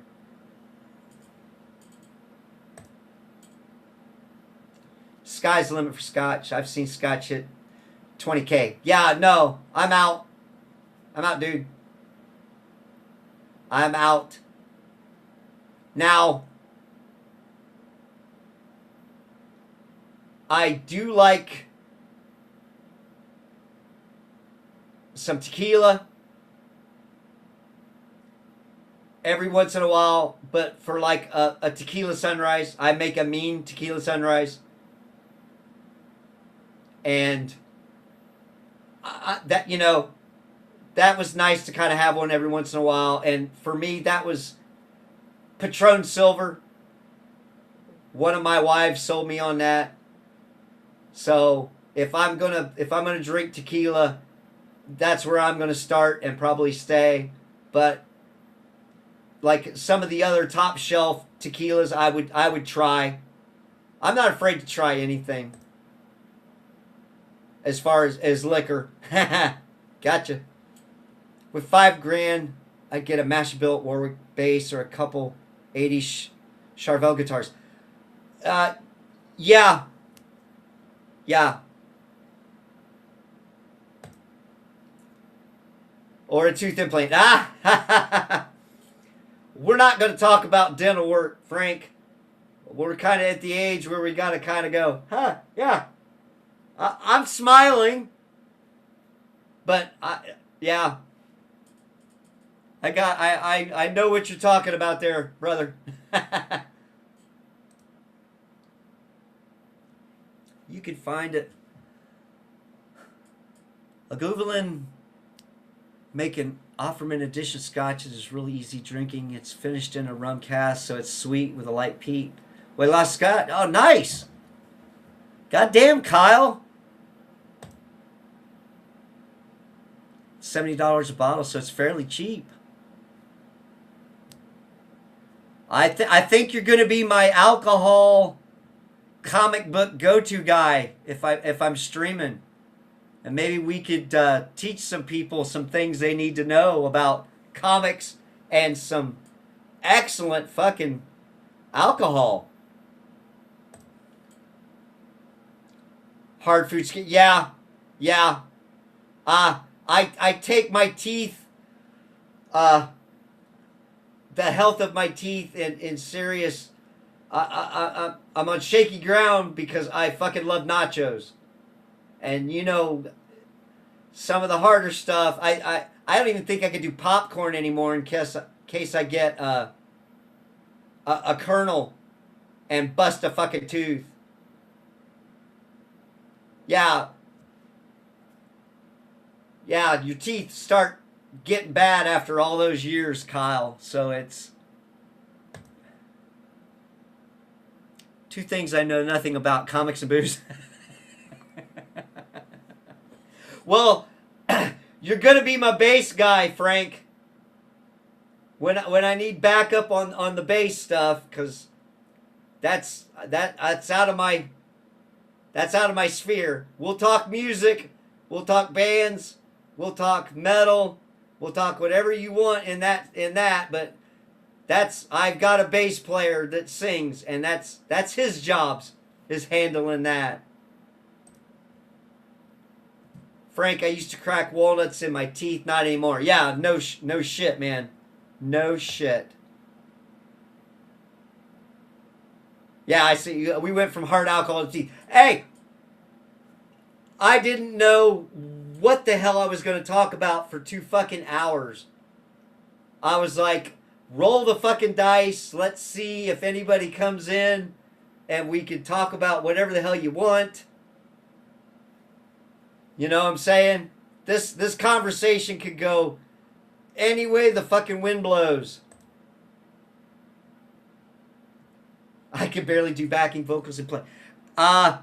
It's hard doing lead vocals and playing.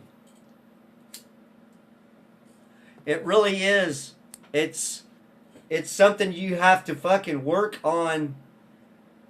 And sometimes you gotta adjust your playing to something simpler if your vocals are harder to do. So you might have to just hit fucking single notes while you're singing, or play something a little bit easier while everybody else is playing the harder stuff so you could sing. And I had to learn that when we went to be in a 3-piece, where it was just a drummer and my bass player and I trading with the vocals, and him actually handling most of the hard lead vocal stuff. But there were songs that I would do that I had the leads on, so I had to basically teach myself how to do that. I'm up this late because I'm working overnight. Next week I'm back to days and can't do this. It's all right, man. Like I said, I usually try to catch like some of the Zia streams when I can, when I don't have to work, and that's on weekends, and sometimes I've got stuff going on, and like I'll edit episodes coming up so I can get them ready in advance for when we actually put the shows out. So, you know, that's what I do at night. But I thought, what the hell, I'm going to try to, maybe I'll start streaming and can meet some interesting people that want to talk about some shit, or, you know, meet some interesting people that want to talk about dumb shit. I'm pretty open that way. I was in three-piece bands, but the guitarist did leave. Yeah, so you know what I'm talking about. And he probably told you that it's a little bit of work to do that. But if it's fun and it's worth it to do it.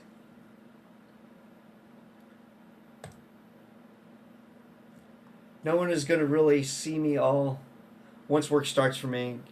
Got to be up between 4:35 and get to bed if lucky by now. Yeah, I understand that, Kyle. That is a hard 12 to 14 hours a day is hard.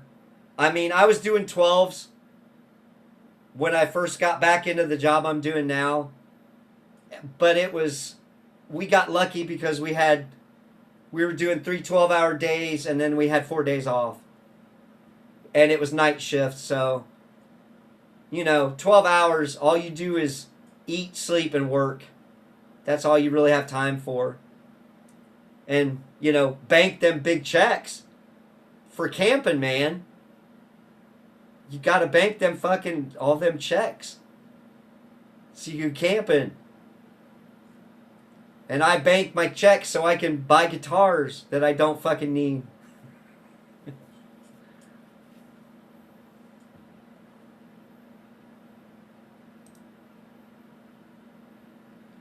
Oh shit, okay.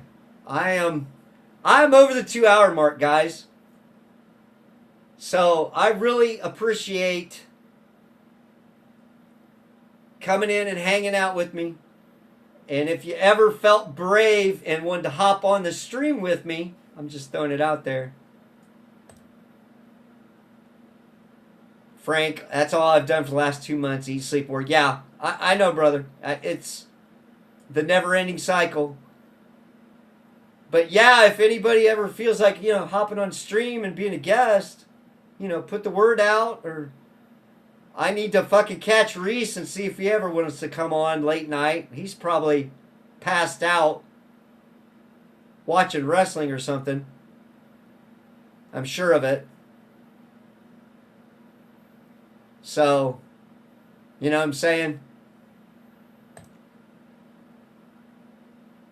I want my money. I have 1,600 for 12.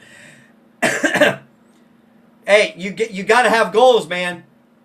And you need a toilet, and you need it for camping, and you need it in your camper. I mean, that's what you work for, is that shit in life, man. For shitting.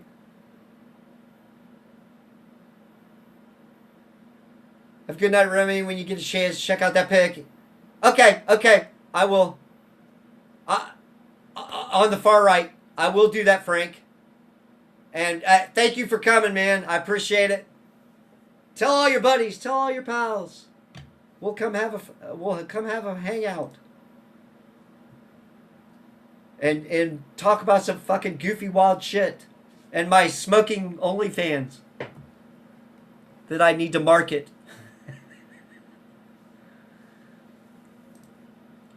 So, everybody, you never know. Maybe tomorrow night, I might fucking do it next Friday. We'll have to see what's going on with that. You were 20. Yeah, okay. Yeah, say sexy Remy. I'm not monetized, so you don't have to shower me with gifts. I will I'll just take your company and good conversation. Okay, Kyle. You have a good night. Frank, you have a good night too. It's good hanging out.